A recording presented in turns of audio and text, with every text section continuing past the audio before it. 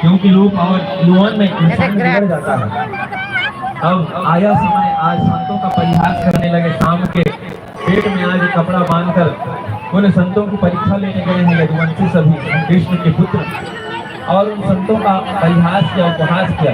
इसके इस गर्भ में पुत्र है कि पुत्री, आप बताइए महाराज। तब वो जान गए कि ये त्रिकाल दर्शी संत तुम कृष्ण के पुत्र हो, यदुवंशियों का विनाश निश्चित है। आज श्राप लगा, एक मुसल हुई और उस मुसल को आज समुद्र में फेंक दिया। उसकी का नाम की घास चुकी है। अब समय बीतता गया, आज पूरे द्वारिका में ऐसी श्राप लग गई है। समय हुआ रहा कि उन यदुवंशियों को श्राप लगा महात्माओं का।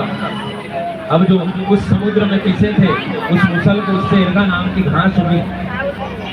इधर उन महाराज वसुदेव के मन में वह ग्लानि होने लगी, उनके मन में भावनाएं जागृत होने लगी कि अब यदुवंशियों का विनाश है। संत नारद जी आए। संत नारद जी ने आज उनको बड़ा सुंदर उपदेश दिया। उन योगेश्वरों की कथा पर यहाँ वर्णन की गई है। जनक महाराज जी नव योगेश्वर की उस पावन कथा को श्रवण किए। किस प्रकार उन्होंने उन नवयोगेश्वरों की कथा को यहाँ पर श्रवण कराया है। उस वैराग्य के बारे में बताया, उस त्याग के बारे में बताया। आगे चलकर सुखदेव जी महाराज ने उस दत्तात्रेय के पावन प्रसंगों को कहा। किस प्रकार दत्तात्रेय जी ने संत ने उन 24 गुरुओं की कथा यहाँ पर बताई है। और जीवन में 2 गुरु होते हैं, पुरोहित गुरु और एक दीक्षा गुरु। जो पुरोहित होते हैं यजमान के यहाँ हित का कार्य करते हैं, पूजा पाठ इत्यादि का पुरोहित गुरु होते हैं। और जो दीक्षा गुरु होते हैं जीवन में केवल एक ही होते हैं, जिनसे कर्ण दीक्षा ली जाती है। एक कभी और दूसरे नहीं हो सकते, एक सैनिक आप दीक्षा नहीं ले सकते, वही ये दीक्षा गुरु है। उनसे हमें दीक्षा लेनी चाहिए।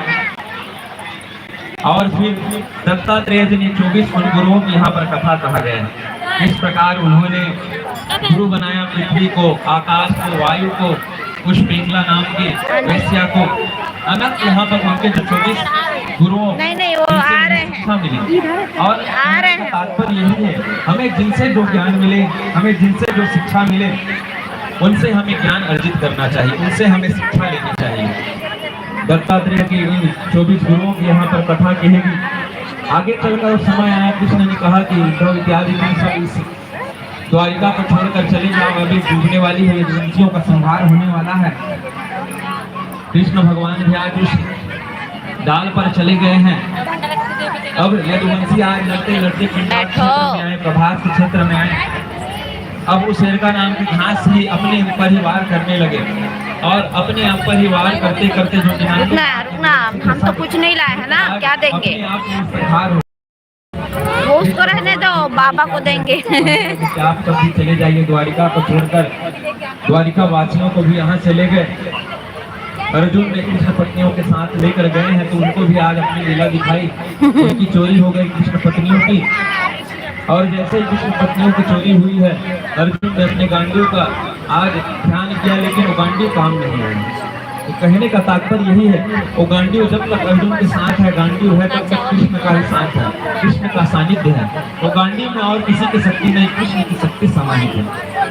उद्धव जी आज बद्रीनाथ जाने की तैयारी करने लगे। मेरे प्रभु कृष्ण आज प्रभात क्षेत्र में गए हैं, कदम के वृक्ष के ऊपर बैठे हैं।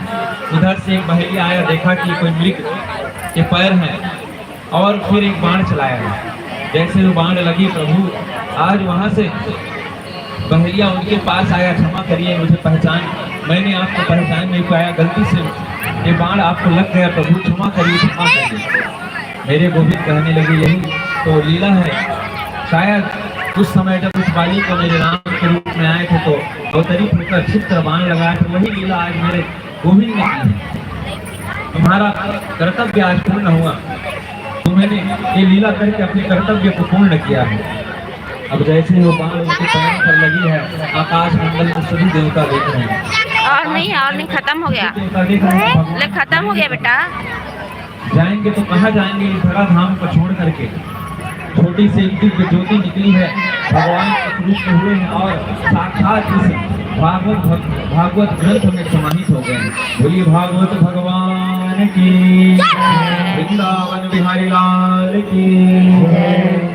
वो दिव्य ज्योति आज इस भागवत ग्रंथ में समाहित हो गई, इसीलिए साक्षात कृष्ण का रूप कहा गया है।